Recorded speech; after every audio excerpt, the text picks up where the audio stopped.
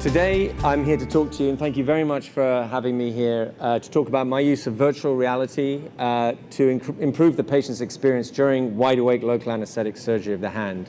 So yes, I do wide-awake surgery on patients of the hand. And really the whole thrust of this presentation that I've put together today has been also an exploration of whether or not virtual reality in its own right might be able to disrupt some of our dependence on anesthesia. We're going to talk about a brief history of virtual reality. Oh, before I move on, let me just recognize my medical student, Yona Hox-Hallery, as well, who put together an enormous amount of work with this presentation and the paper that we wrote that was published last month on this. We're going to talk about a brief history of virtual reality, just put it into the context of another disruptive technology called anesthesia, which was a 20th century disruptive technology, unlike the internet that we know today. I'm going to show you how I use virtual reality. We'll also talk about the results that we published in a level 2 prospective trial that was published in PRS last month. I should disclose that I've recently been invited onto the board of a company to help to develop this product. The idea that patients have an experience is still something that's quite new. The silver tsunami is the subject for why I think we should be doing more work in the office, and that's certainly a proponent. Dr. Lalonde has taught us all about wide-awake local anesthetic surgery of the hand. This talk is not about the use of virtual reality for other things, and actually virtual reality is coming through in medicine in many different dimensions, particularly in psychological medicine, chronic pain management, inpatient pain management, burns dressings changes, needle stick fear, ADHD. In fact, the FDA has even had officially registered a virtual reality product as a licensed drug. This talk is not about that. This talk is about how virtual reality can help us as surgeons keep our patients in the office for the sake of the silverhead tsunami. Virtual reality isn't new. It's been around since the mid-19th century. Most of us will recognize it in the inculcation of the Viewmaster when we were kids. We all looked at dinosaurs and Disney World. It wasn't until the microchip revolution came along we had the opportunity to really miniaturize that experience and produce a moving image. And Sega attempted to produce a consumerized version of this, something that was cheap, unlike a very large gaming machine. And the Sega VR actually failed spectacularly in '93 because it was too glitchy. What we didn't have in '93 was the result of the smartphone revolution, which had miniaturized the media technology needed to drive VR. And it was Palmer Luckey, the guy who started Oculus, and there's no plug for this company, I have no relationship with him. And he's the guy who really put the idea together of putting a stereoscope together with duct tape in this case, and a mobile telephone, strikingly similar to the same device over 150 years before. Nowadays, we've got, really over the last 5 to 7 years, we've got a plethora of very cheap technologies, relatively cheap technologies. The top 3 that you see in this diagram here are gaming laptop-based products, so you have to be wired into them, a bit like the Matrix. The bottom 3 are more true to the breakthrough. They're essentially telephones that get slipped into devices. Many of us have played with these. If we haven't, it's worth trying. I've got some here for you to look at. Again, no plug for this company, but Oculus has produced a very nice standalone and crucially cheap product, the Oculus Go, which gives you a single point of perspective and is very portable. It's usable with one hand. You can see it over there. You can have a go later on, which is useful if you're operating on the other hand, obviously. I take it into the emergency department if I know I've got a very nervous patient, and I had a very nervous patient in the emergency department the other day who had a felon. I was heading in. Actually, I got there, and I found my son was already there with a distal radius fracture. Virtual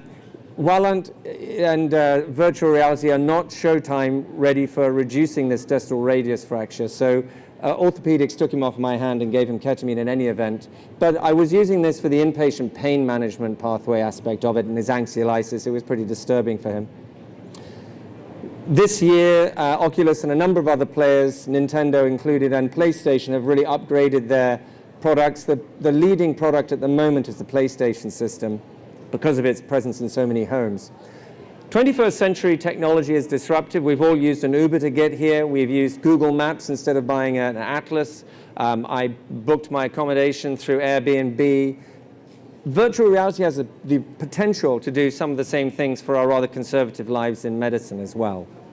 But we don't have a hegemony on disruptive technology in the 21st century. The 20th century relied on disruptive technology in order to produce that paradigm that really gave birth to the golden age of surgery. And in this case, it was sterile technique and the popularization of anesthesia. This is actually a photograph from Leighton's biography of William Arbuthnot Lane. There were similar surgeons over here. We had Halstead, and they were experimenting with this new idea of no-touch sterility, sterile gloves, gowns, field prep. And the walrus-moustached guy in the middle was actually using this technique in order to cut down on closed fractures. Now, this was considered insane in the 19th century because if you had an open fracture, you always amputated the leg. So instead, he goes ahead and starts cutting down on closed fractures, which were the mainstay of that treatment at that time was just closed reduction. And he wasn't happy with the results. So there he is, opening fractures up using sterile technique. And in so doing, he ended up opening up the whole game for us as surgeons. We were able to suddenly start doing things we didn't dare do before because infection rate was acceptable.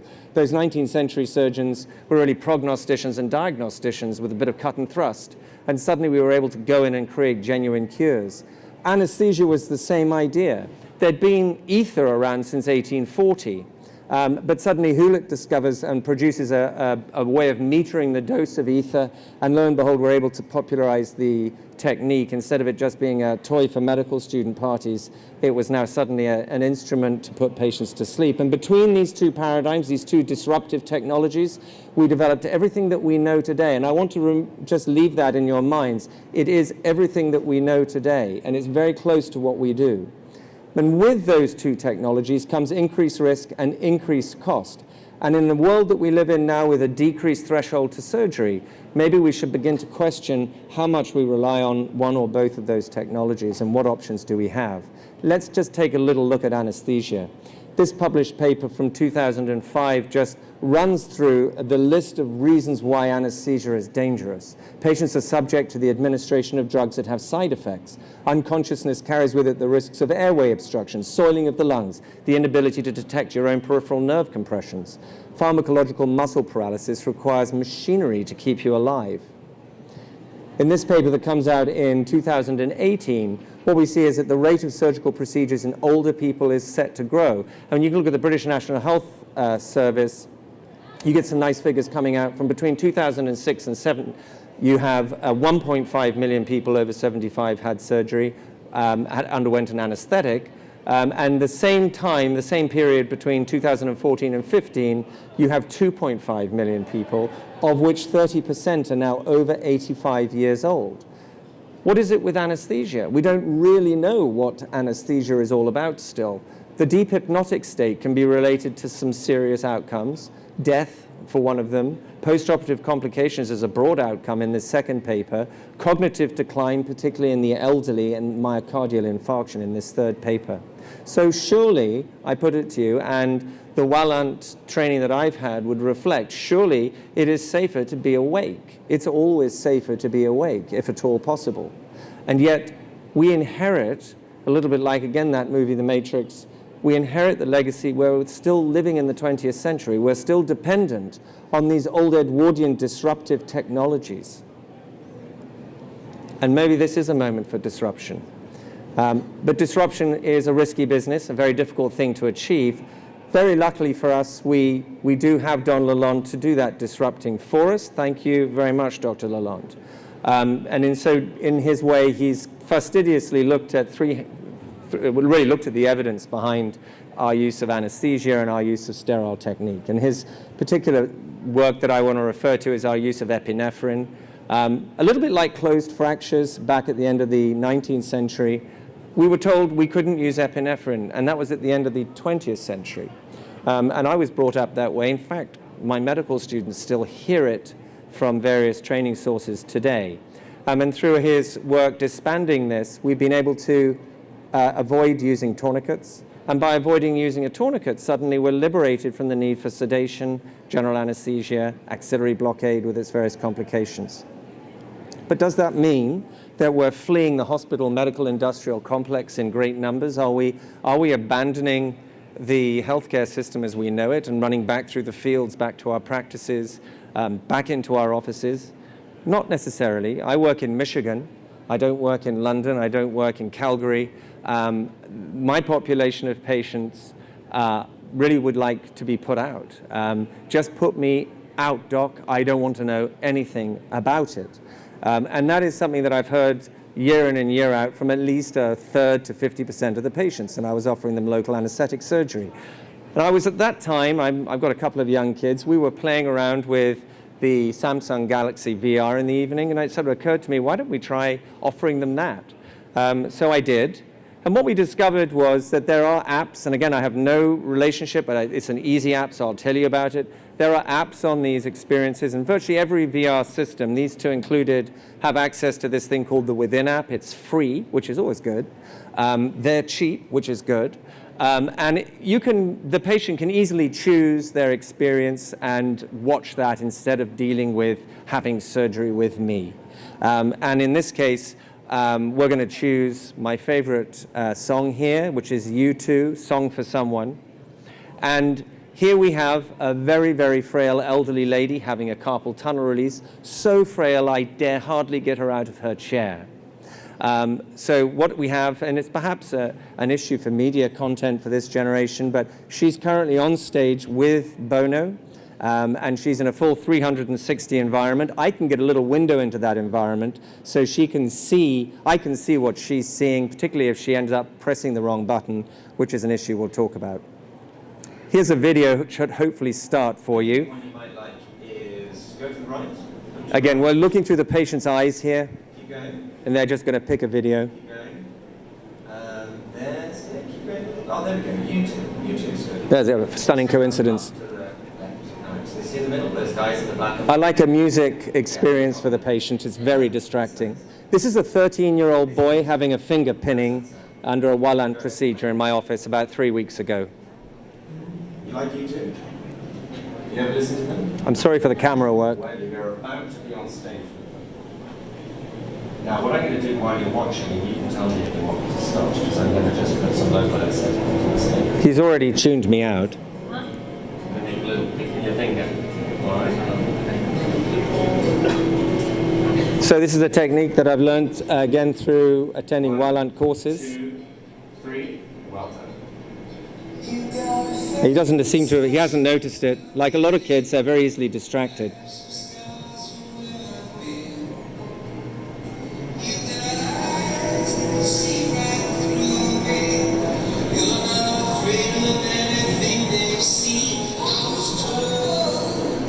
Just using standard tumescent technique, 1% lidocaine with epinephrine.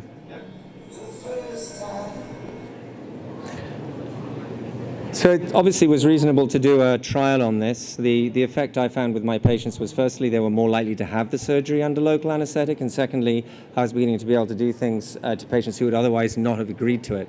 So I divided it into two groups. We had those who had the virtual reality and wide-awake local anesthetic surgery of the hand, and 21 who didn't. The kind of procedures that I was doing was the types that you would expect to do in an office, nothing really dramatic.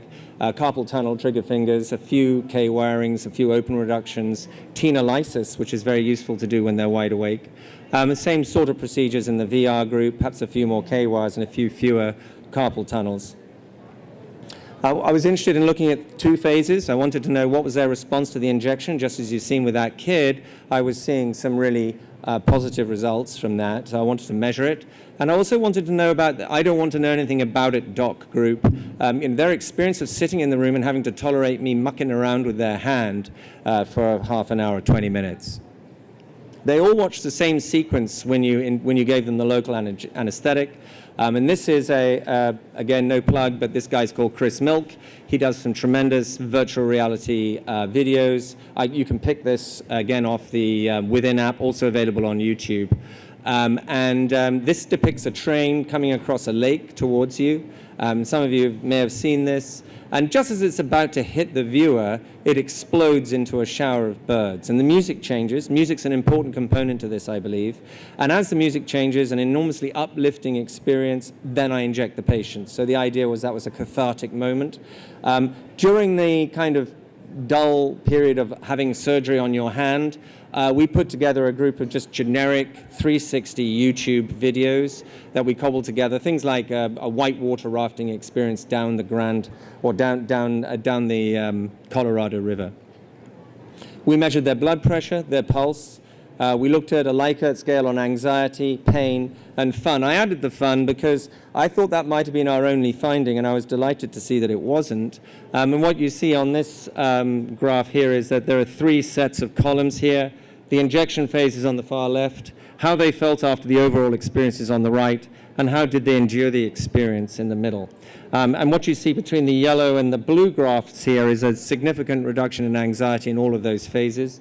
And the fun part is that there's a significant increase in their reported levels of fun, which is something I don't normally ask patients if I'm sticking a knife into them.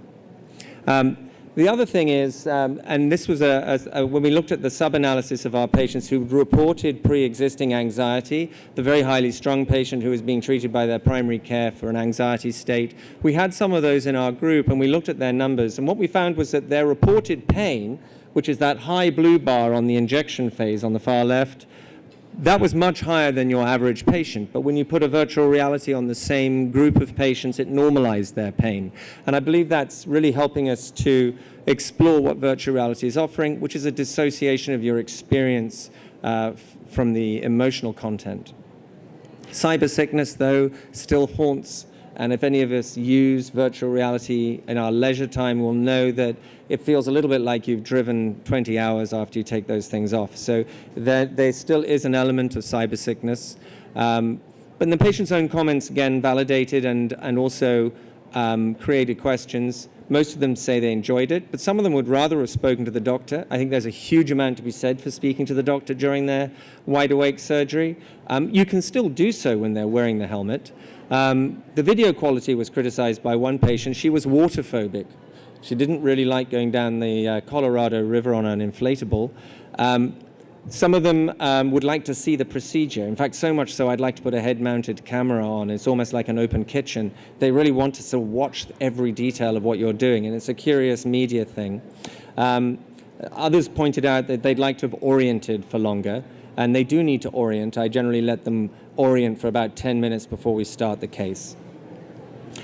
So therefore, the evidence for wide-awake surgery using virtual reality is that it's more fun, it's less anxiety-provoking, and if you're already a very anxious person, it reduces the pain of the injection. And I think it can do that because it's a powerful, authentic 360 audio-visual experience that really does create a sort of ketamine effect of dissociating that emotional component to what's going on. My experience over the sort of several hundred of these cases now outside of this study is that obviously it's popular amongst those nervous Nellies, the patients who are terrified of needles. And I can put children into that bracket, although this study was done on adults. My IRB wouldn't give me the green light on children. But children do respond well to VR. They're very easily distracted. It's a unique office brand. No one else in my community offers this. You can always communicate with the patient. They can take the headset off. They can decide to put it on halfway through. You haven't committed to an injection in a sedation state. It also is quite useful for that white coat hypertension patient who comes in for their procedure and their blood pressure is 180 over 98 and you'd rather not start. After 20 minutes of VR, it's often normalized. On the con side, of course, our target audience are very elderly patients. And we've really got to get some very good material together for them because it can be more stressful than it's worth being told to stick this swimming goggles on your head, and definitely doesn't suit all of them. You have to sit up during the experience. Virtual reality is orientation specific, and I didn't have any lying back experiences for the patients. They need to be made if you want them to lie back or if you wanted to operate on them lying on their front, for example. And I'm sure there are experiences that could be made for that, but all of the experiences that are out there generically are like we are now, sitting up. So the patients have to sit up. It doesn't mean you can't lie them down if they get a vasovagal response, however. There are definitely user interface issues. I mean, any of us who interface with this technology will know that it glitches. The spinning wheel of death is as much a feature of the virtual reality world as it is of Windows software. I can only tolerate about 20 to 30 minutes of this. That gets me through most of my minor procedures. And really the quality of the hardware and the quality of the experience is going to dictate how much more we can tolerate. But that's about the limit. And there's nothing really available medical grade for this stuff at the moment. And that's really where I'd like to go next, which is to develop some of these medical grade experiences. Augmented reality is another place that we can go. Front-mounted cameras are actually incorporated in the Oculus Quest. The Oculus Go system does not have front-mounted cameras. Your telephone has a front-mounted camera, so some of the systems that allow the phone to go into the box will have that. And there is a reasonable technology that's already in existence. Movies have been making use of it since about 2004, which is motion capture.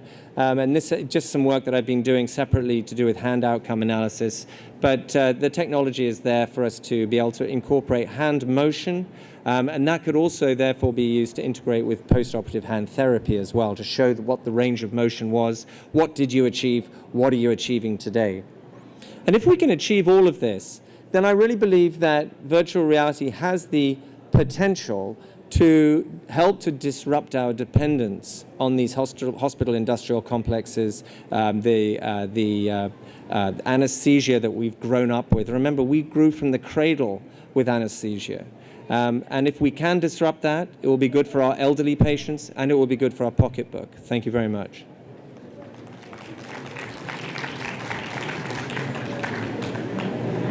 Any questions?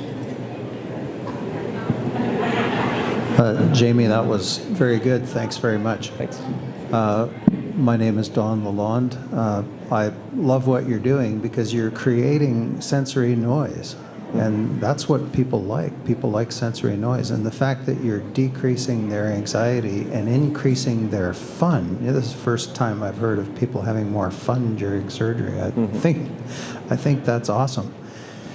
Just to get to the question, you mentioned that some patients like to watch the surgery, and I've had that experience too, and I find it's kind of hard because it's hard to get them up over there, and I know that you're interested in technology. I know some people have glasses like Google Glass, right, so they can actually see what you're seeing. Is there any way that you might be able to get some of those and hook that up to their virtual reality thing? And have you explored that? Tell us. Not yet. It's on my Christmas list. So when I've been exploring 360 cameras separately, but I haven't married them together yet. I need some help. I mean, as we all do, right? Yeah. Anyway, great idea. Congratulations. Thank you. Hi. Just a comment. I'm Malcolm Paul, Newport Beach, California. Hi. And I think it's really fascinating, what you've shown, and you did a beautiful job presenting it in a clear way that we can understand.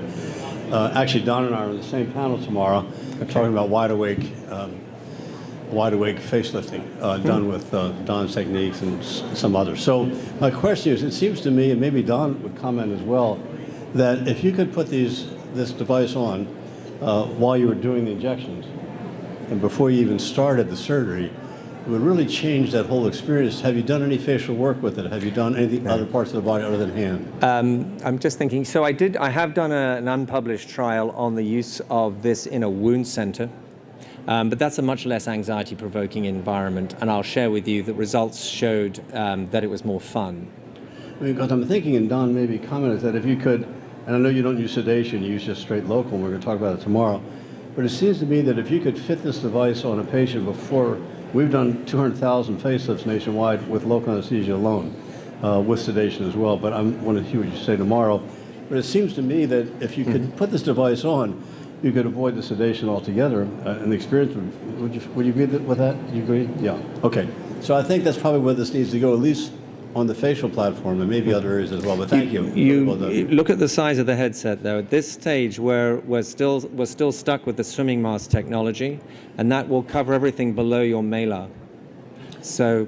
Well, with the injections to numb the whole face, really, mostly, peripheral to that. So right. I think we'll be okay. Okay. But thank you. Really well done. Thank you. Hi, my name is Ross from UC Irvine. Hi. So a significant limitation of what you were describing is that it can't be done supine, right? So you could have a supine experience, Right. but this is where the creativity of art meets science, because someone's got to produce a horizontal experience that's actually relaxing. Mm-hmm. And it could be stargazing, could be looking at some depiction of something in the sky. That could be fine. Looking up at a tree. There is one experience that I've seen where you're lying at the bottom of a tree and you're looking up into the leaves and the wind is rustling. Yeah. I know at the University of Washington, I think they did a burn study with virtual reality where they did the snow world. Correct. I think perhaps it's probably important to look at what's happening at a very inflammatory mediators and stuff, what's happening with in the blood, because I think there's something happening specifically for wounds, because I think there's some potential in that in terms of really reducing inflammatory cytokines with this sort of technology. Yeah. Interesting. Yeah. Okay, thanks. Thanks for your talk. It's very interesting. I'm Aaron Kearney. I'm a resident at Northwestern, big fan of wide awake surgery. Okay.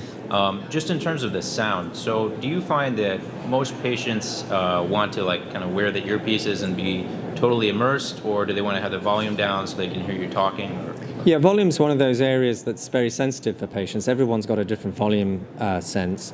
So you can just knock the earpiece behind the pinner if you want to whisper sweet nothings to them during the case. So I don't have a problem with volume. If they say it's too loud, we just sweep it behind the ear a little bit. But obviously you can control the volume centrally as well. I can mix, and I don't find it difficult to mix VR and you talking and communicating with the patient. Although you saw the kids video there, children will be kind of absorbed enough that you may have to yell at them, but that's the way they are, right? So, yeah. Thank you. Yes.